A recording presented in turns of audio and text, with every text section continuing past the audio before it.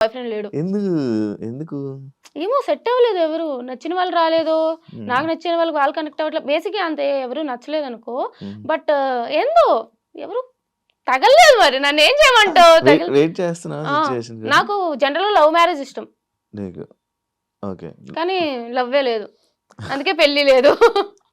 చేసుకుంటావా? ఆ! చేసుకుంటా. ఒక ఎప్పుడు? 1, 2, 3 ఇయర్స్ మేబీ. 1, 2, 3 అంటే? నీకెంత వయసు? నాకు 25. నాది 23. నాకు 23 అయితే.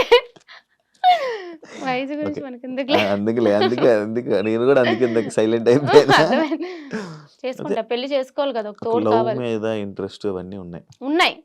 హ్మ్. కానీ లవరే దొరకట్లేదు. దొరకట్లే. దొరికినోళ్ళని బెదిరించి పంపిస్తావేమో అని భయపడతా. ఫస్ట్ నా దగ్గర రావాలంటే భయపడి రావట్లేదేమో అని నా ఫీలింగ్. ఆ! అంతే అంటావా? కానీ ఇప్పుడు ఈ మధ్య మెయింటైన్ చేస్తున్నావు కదా! నువ్వు మెయింటైన్ చేసుకుంటున్నావు కదా! మెయింటైన్ ఏముంది? అహా! నువ్వు ఒప్పుకో యాక్సెప్ట్ చెయ్యి.